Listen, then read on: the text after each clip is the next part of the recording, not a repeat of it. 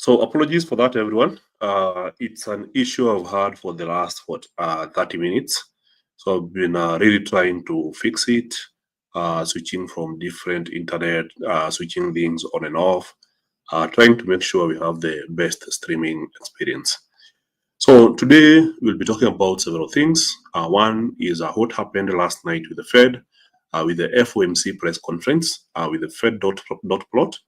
And then once we do this, we also talk about what happened in the morning during the Swiss National Bank interest rate decision. Then we try to understand what might be happening this afternoon during the Bank of England interest rate decision. So from what you can see on your screen already, it's quite a big change compared to what we have had since the week started. So this is FinViz website where we do compare the relative performance of currencies against the dollar.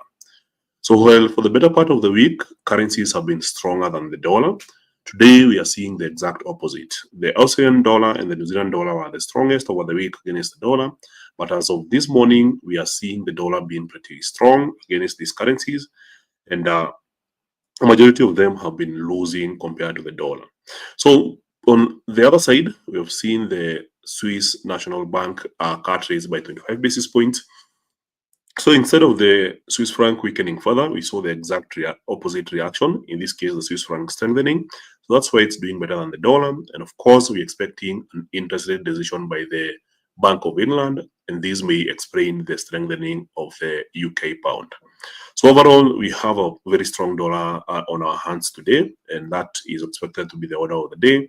And this started last night after the US decided to hold interest rates steady. So from the economic calendar, you can already see this is what happened. So yesterday, if you look at unemployment claims, they came in at 245K, about a difference of 1K from the expected reading of 246K. So nothing much of a change. But then there was a revision from the prior data.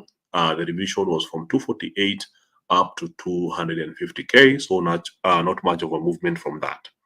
So main event was at 9 p.m. So the Fed decided to hold interest rates steady at a range between 4.25% and 4.50%. However, as we had discussed yesterday, there was two things to consider.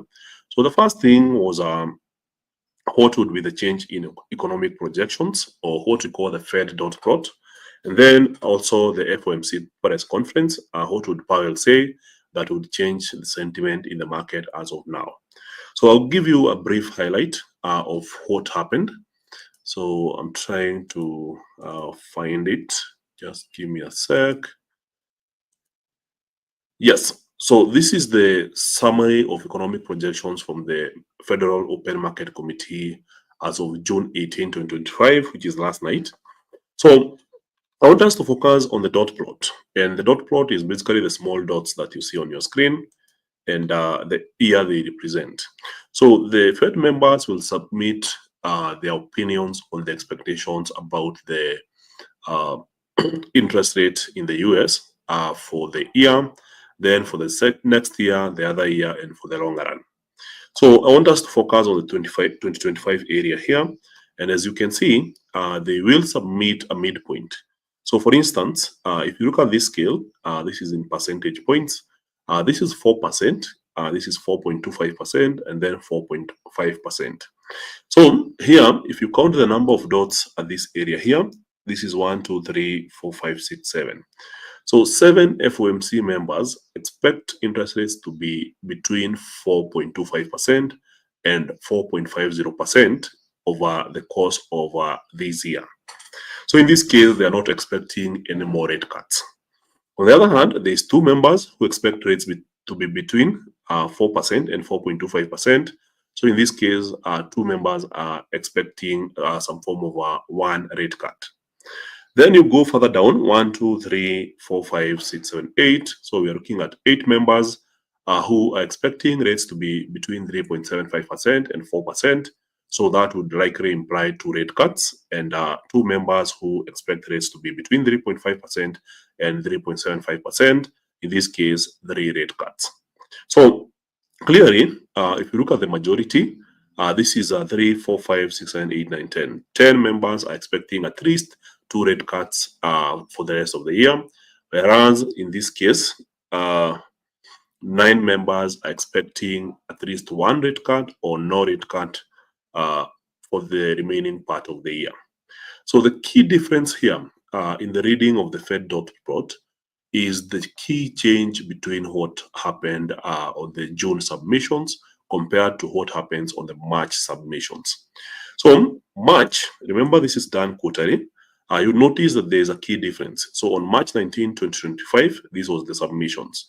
So there was 4 members who had expected rates to remain between 4.25% and 4.5%. So this is the chart here, 4 members, and then 4 members expected 1 rate cut. So 4 members expected a hold, 4 members 1 rate cut. So we go back to the previous chart, you notice the difference.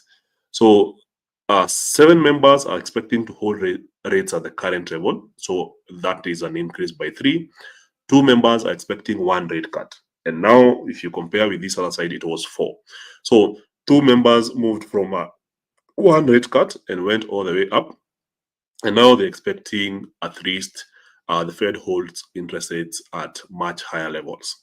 So the same case applies here. If you look at the number of people who are expecting 2 rate cuts, 1, 2, 3, 4, 5, 6, 7, 8, 9.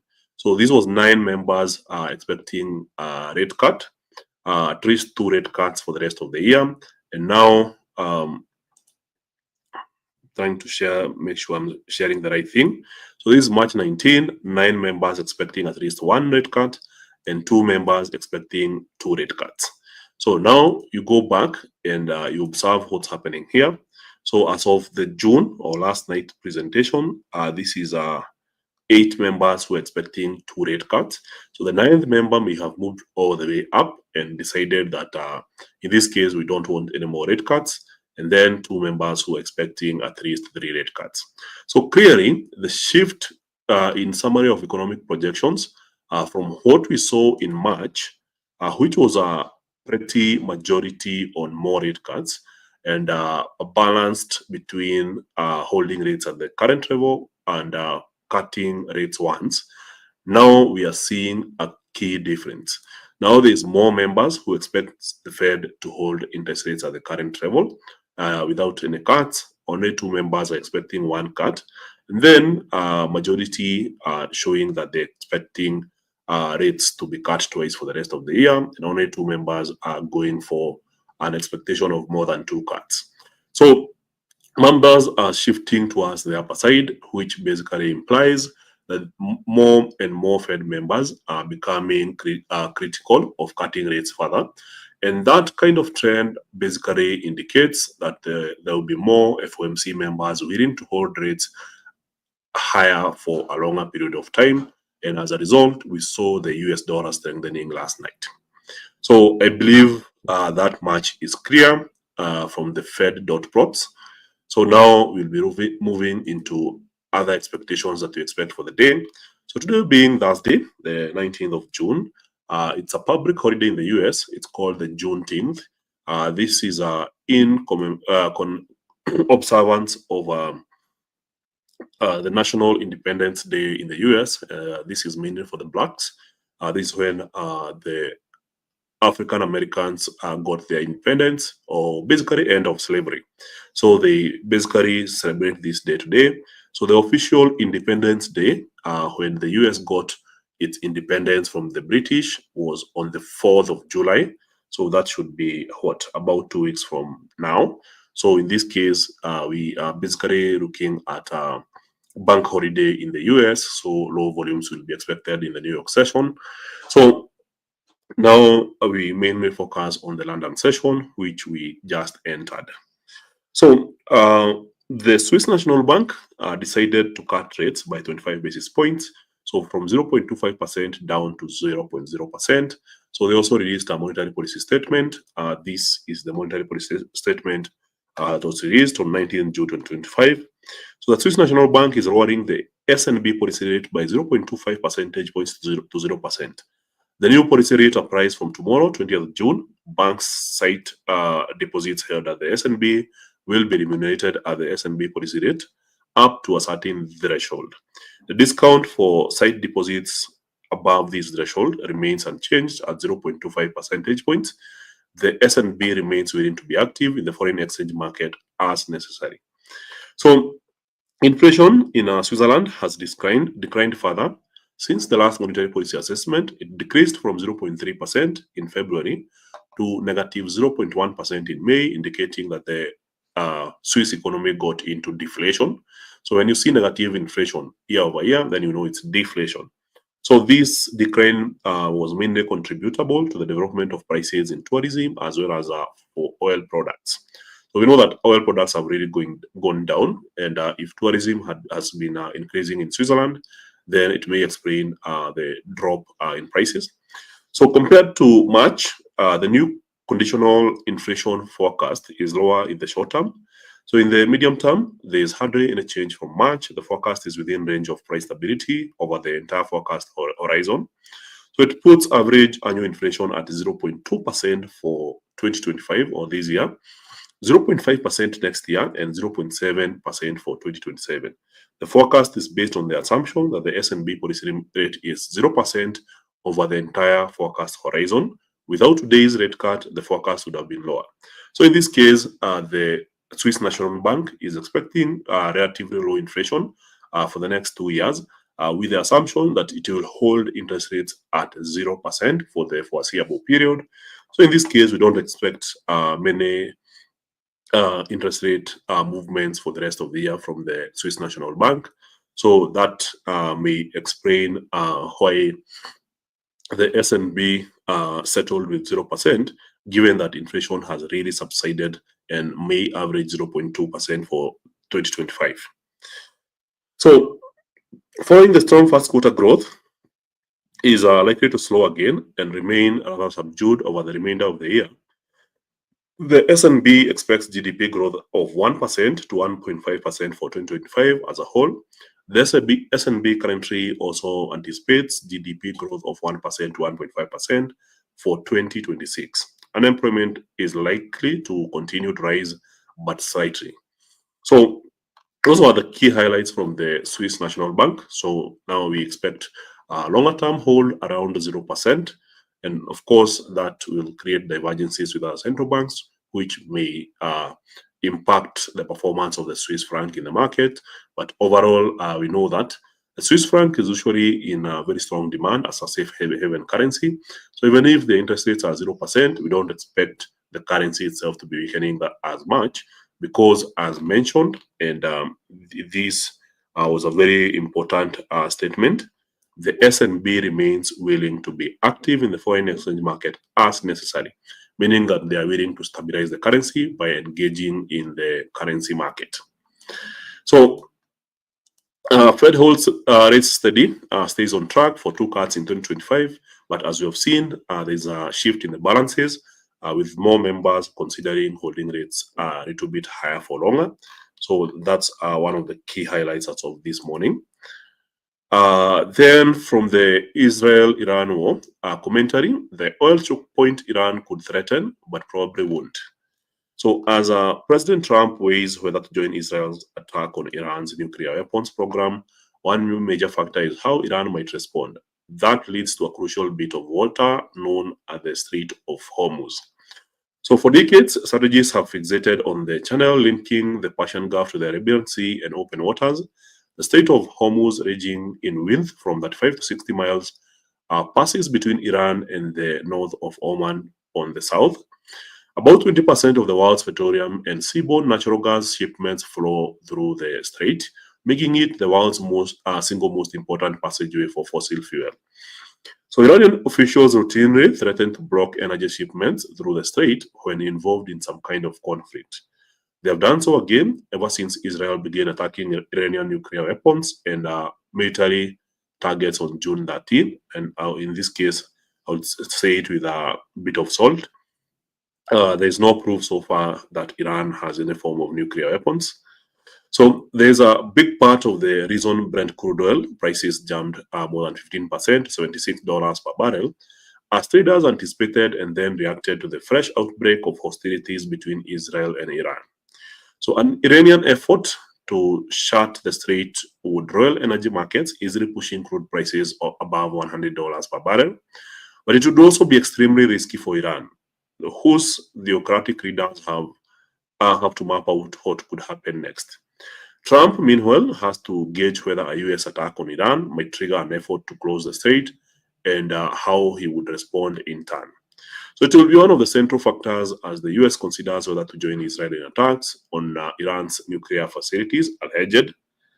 So the whole question of whether US forces should attack Iran hinges on a uranium enrichment site at Fordo, southwest of Tehran, that is buried at least 250 feet under a mountain and hardened against attack.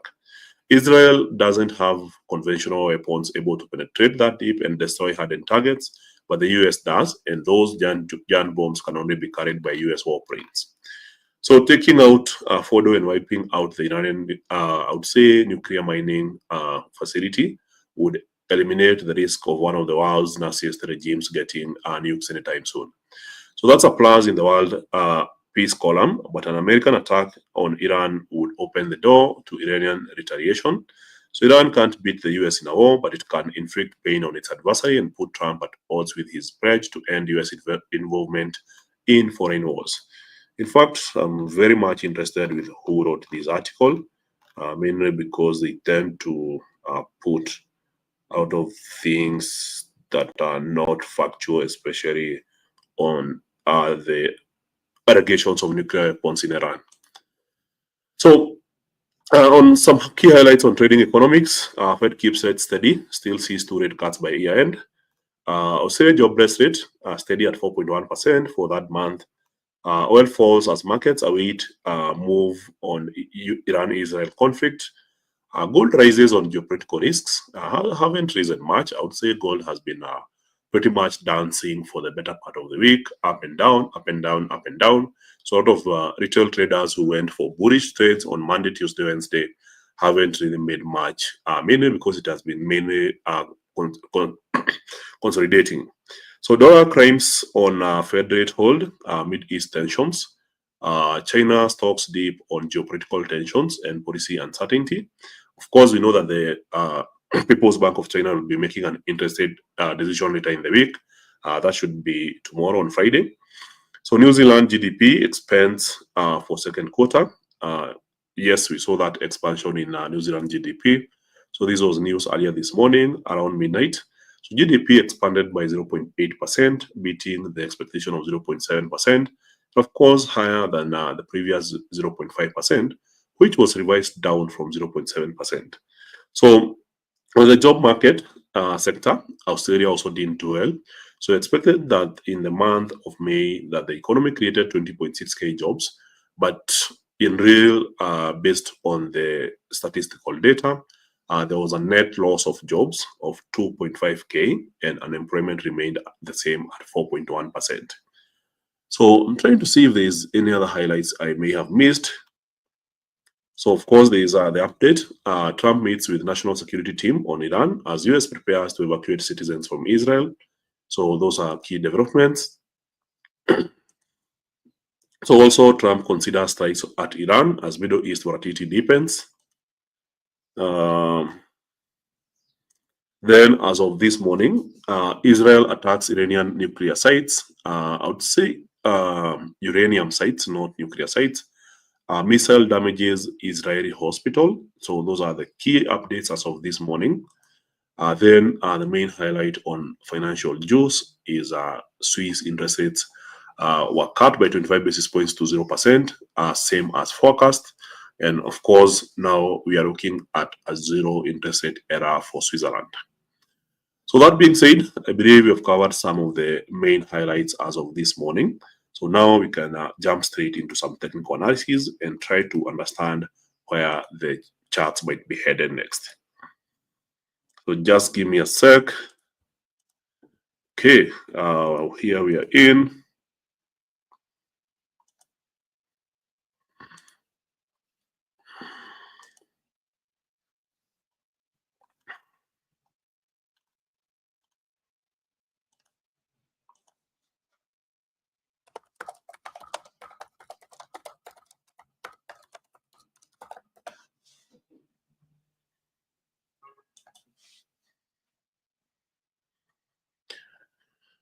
All right. We'll be starting with the key highlights. So we have mentioned that the dollar strengthened last night as a result of the uh, change in the Fed dot plots.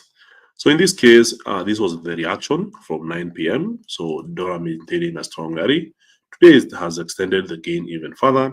So if you look at major currency pairs, for instance, the euro, you'd notice that since last night, we had the euro weakening to the dollar.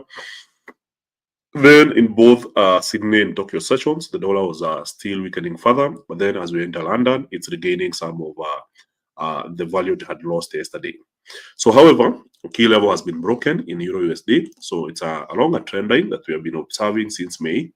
So this indicates a likelihood of the dollar regaining some more strength given the strong bullish momentum that we had been experiencing for the last 6 weeks. So in this case, good chance that eventually the dollar regains some momentum. So for pound USD, there was a big drop yesterday, and then today a further drop downwards. So from the forward chart, this is how it looks like. So we know that this was a critical area, critical support area here. So market attempted to go below, and now it seems to be coming right back. So we should be observing here to see whether it's a retest or a complete reversal. But then, given the news we saw yesterday and the potential for Fed members holding rates higher for longer, then I would be more inclined to believe that we see the dollar regaining some momentum. So we saw the pound making a big drop. This was on Tuesday and then on Wednesday.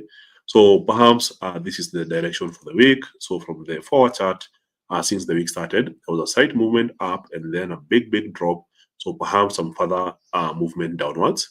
So for now, yes, there seems to be some bullish momentum, but eventually I expect the dollar to keep pressing and regaining some ground.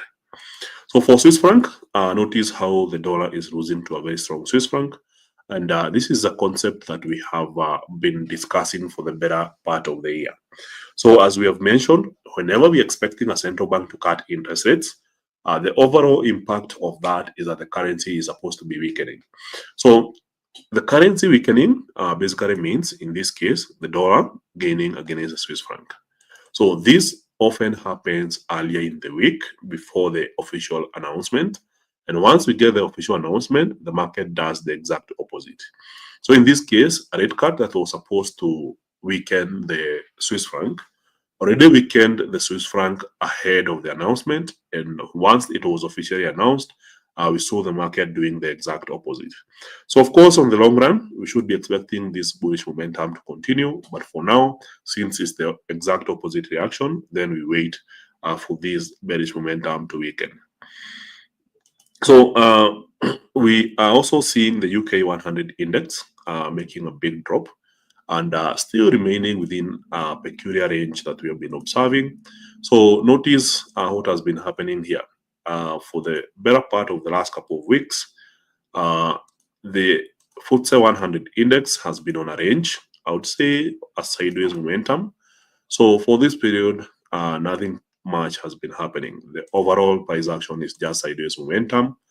And now we are seeing attempts to break to the lower side, but then you can see buyers are coming right back in, and now we could be seeing a complete change in direction, given that we are expecting the Bank of England to be holding rates steady later in the day. So I believe that's something we may have not talked about when we were covering the economic calendar. So the Bank of England is expected to make an interest rate decision today, with a majority of the Monetary Policy Committee members voting to hold rates steady at the current level of 4.25%. And this will be happening at 2 p.m. today. So the overall impact of this is expected to strengthen the pound, as the pound remains with significantly high interest rates. So we expect the pound to be maintaining strength against other currencies. So I can see in the comment section, we have Charles Palmer in the house. Hello and good morning. Derito Simon, Naomi Jauki, Kravi the Don, Dan Muroki. Thank you guys for joining. Ken Moneki, Robert Cavale, Holy Boy, Devi Rateshi. Thank you guys for joining. You can see Paul Carey in the house. Kuria Gitao with a comment. Dollar Swiss franc looking quite bearish.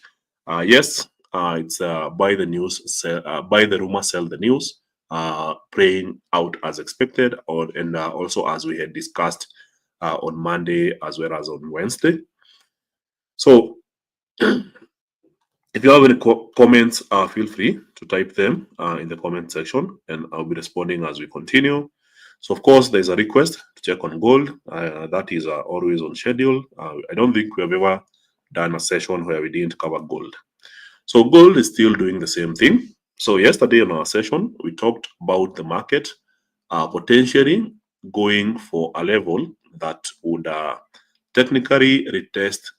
Sorry for that. We talked about gold going for a level to technically retest the support area here.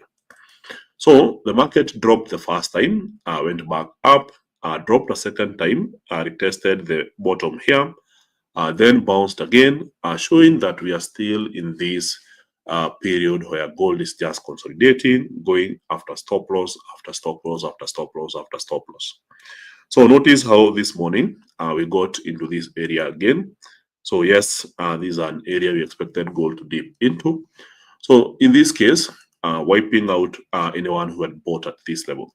So notice how this has been happening. So anyone who bought here got wiped out. Anyone who bought here and set stop loss got wiped out, then got wiped out again. Here, you can see the stress on any bullish position, wiping out in a bottom, in a stop losses below that. And anyone who bought here and got, let's say, a stop loss around this area also got wiped out, which basically means that this market is most likely going to be moving upwards. So yes, there's all this noise up, down, up, down, up, down, up, down. So anyone who is attempting to buy, they keep seeing the market going for their stop loss. But now, eventually, once this game is over, we should be expecting to see gold prices moving towards the upper side. Of course, completing the journey to around 34.50 and perhaps even moving further upwards towards a new all-time high of 3,500. So clearly, it has been quite a stressful week for anyone who has been trying to buy gold. So if you've been trading within this range and shorting on the upper side, you wait for the price to go down, you exit, shorting on the upper trend line, maybe that has been good for you. But for guys like us who have been looking to buy, especially given the troublesome geopolitical news between Israel and Iran, then this has been quite daunting, quite a challenge to find an entry point. So we just had yet another drop, and now the market is moving towards the upper side, and we are not sure which one will eventually rip off through the upper trend line and get us the strong rally that we're expecting in gold. So yes, gold is still bullish. If you look at the daily time frame, if I remove all the lines here, I don't know if I can be able to remove some without removing the others. So let's see.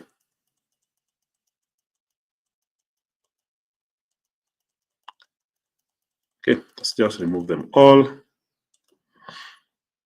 So this is what we are seeing here. So on the daily time frame, it's a very strong bullish momentum market.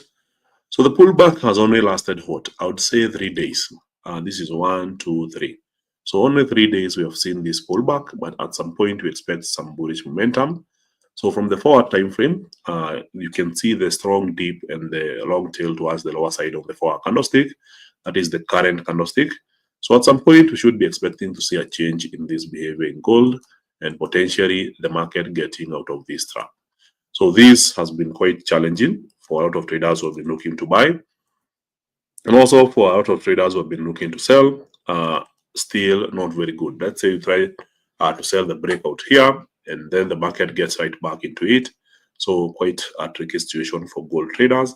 So eventually we expect a strong bullish momentum to the upside. So nothing short of that. So it hasn't played out yet, but we expect this to play out in the near term. So today being a public holiday in the US doesn't help things. So perhaps tomorrow and maybe even from Monday next week. So we know that most of the accelerations in war are majorly happening over the weekends. So perhaps we could be seeing some big updates happening over the weekend. which could shape the entire trajectory of gold, and make sure that you don't have any gold open positions over the weekend. That would likely increase your risk. So USDJPY still praying as expected. So we expected a rally to this area here, a pullback on the trend line, and then a strong bounce.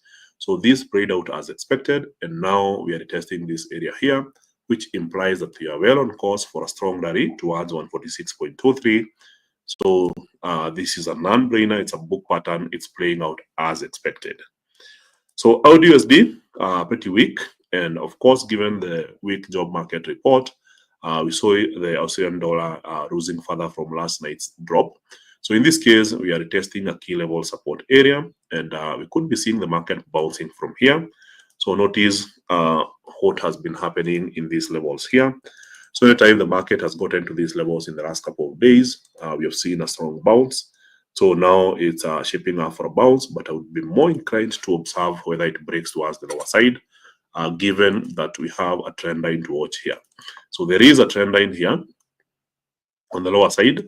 And if you look at the sequence of the last 4 candlesticks, it's indicative of a very strong entry by sellers.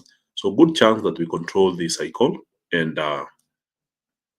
we see the bearish momentum extending towards the lower trend line. So perhaps a target somewhere around, I would say, 0.644. So on New Zealand USD, so we have an official breakout on this particular trend line on the 4-hour chart. So on the 1-hour chart, this is how it looks like. So there was a clean break. So now we are seeing the market pulling back. Of course, we should be expecting some level of a retest along these areas here. And then, as usual, we know the book pattern, a breakout, a form of retest, meaning that the market gets into this territory here, and then eventually a continuation in the direction of the break. So that's the idea we should be looking to execute in New Zealand USD. So as for US equity indices, clear breakout. We said there's a triangle, or basically they were mostly consolidating, so moving sideways. But then as of this morning, we have had a breakout towards the lower side, which implies that now we are headed to the base of the pattern. So in this case, a big drop for SP500. So for the Nasdaq, we also have a break. So even if we get a pullback or a retest, the idea is we get to 21,454. And then for the Dow Jones, clearly we had talked about the market retesting this trend line and eventually dropping towards the bottom. So this was a little bit ahead of the game. So the Dow made the sharpest fall of them all. So good likelihood that we continue seeing this weakness given the public holiday today. So Bitcoin still remains in this, I would say, sideways momentum, or in this range. So given the current swing was a swing up followed by a swing down, perhaps we are yet to complete the swing down because we are not yet at support levels. Also, given the correlation with US equities, good chance that we see Bitcoin retesting the 101,000 price action levels before bouncing higher. So on the European indices side, this was silver. So we expected a drop and then a bounce, but then the drop was much bigger than anticipated. So we went all the way back down. So this was the strong rally. Then the market erasing all the gains. Now from here, if you look at the day's low, it's significantly almost the same as the start of the rally that we saw here 2 days ago. So a very strong rally on Tuesday. Wednesday we pull back. Thursday we complete the pullback, meaning that silver has erased all the gains. But now we could be seeing a bounce from here, given that there has been some very positive momentum with silver. So perhaps key level support. So on the 15 minutes time frame, you can see that the market is really struggling to go below that area. So clearly a potential bounce from there. So the German stock market index has extended the bearish momentum. So here from the forward chart, it seems like we are moving further and further back downwards, which indicates some form of reversal. So if you were to change the template here, and then we try to understand what has been happening here. So right from the highest price to the lowest price here, within the span of 2 weeks, we are down 5.68%, which indicates some form of correction. So here we are looking at a market that has completely changed direction and is now strongly moving back downwards. So for the Spanish stock market, we do the same. Here we are looking at a market that was on a very strong bullish momentum, but now we are looking at a pullback. Don't know if this has reached the heights of the German stock market. So this is like more like 4%. So yes, we are seeing this consistent change where the market is now forming lower highs, and if you look at the lows, potentially getting lower. So clearly, it's a market that is attempting to move further back downwards. So this might be an overall change in sentiment from the forward time frame. This is a market that was consolidating. This is the French stock market index. So if we map this area here this way, we can see this was a triangle, a consolidation, and now you have a break towards the lower side, indicating that the market is changing direction here. And if you measure from the highest price we have seen recently, down 4.7%. The Swiss stock market index, I remember analyzing this on Monday. So there was a big break. Notice this gap here, and then the market got right back into pattern. But then that was on Monday, then Tuesday, then Wednesday, went further down, and today, Thursday, we are seeing even further bearish momentum, meaning that from the forward chart and our tracking of this sideways momentum has been successful, and now we have a clean break towards the lower side, which indicates more bearish momentum. So from the most recent high to the current price, we are looking at a 5% correction in stock prices. So good chance that we keep seeing this happening and extending lower. So if I had to choose a chart for the day, I would be going for the Swiss 20 stock market index. So for the Netherlands stock market index from the forward chart, this is a 5-week range, and now we have a clean break towards the lower side. So on the 1 hour time frame, this is how it looks like. So most likely that we will be seeing some further bearish momentum happening on the Netherlands 25 stock market index.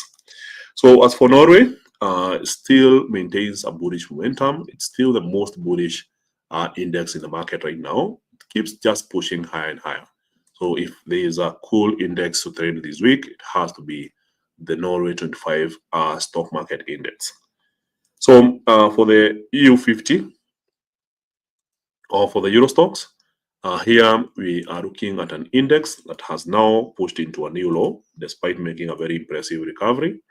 So from the most recent high here to the most recent low, so it's down 4.73%, and most importantly, the key level support that we would use as a basis to be looking for buy opportunities has already been broken. And with the key level support being broken, it basically means one thing. It means that now we expect to see more bearish momentum given the strong reversal in prices.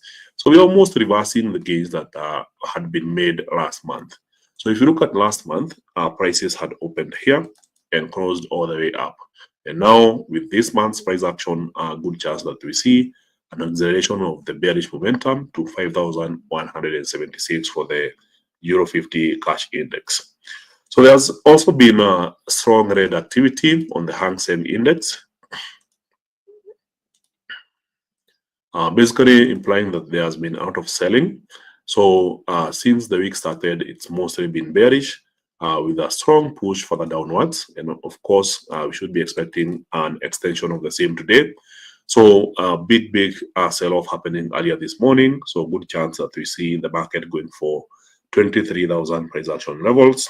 And for the China A50 index, still in some form of consolidation, but still yet a slightly bearish channel. So good chance that we see a further drop, given the drop that we have seen in the Hang Seng 50 index. So I can see a lot of questions on the crosses, and as we have always mentioned, we cannot be able to do the crosses in such a short period of time, and crosses are derivatives. So if you're asking about pound yen, we have done pound USD and USDN. So that basically gives you the analysis for pound yen.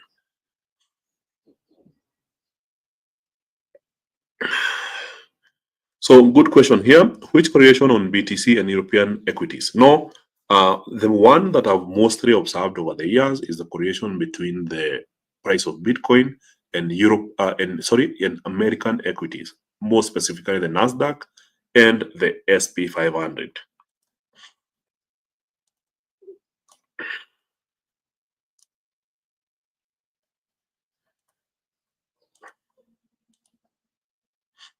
So I'll just be covering one close. This is CAD JPY, currency pair that has been on a strong bullish momentum on the 4-hour chart. So on the daily, you can see it's really attempting to get from these lows. So from the 1-hour time frame, it's a market that pulled back for the last 2 days and is now trying to emerge from those ashes. So good chance that we see an acceleration higher. But then given that we don't expect much from the New York session due to the Juneteenth holiday, then I would be more inclined to look at these price action areas here and use that as a target if in case this bullish momentum extends higher to 106.316. So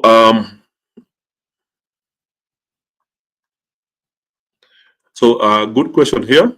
Does Trump's insult, stupid Powell, have any impact on the DXY in regaining? No. Trump has been attacking Powell since the year started, and this has become normalized.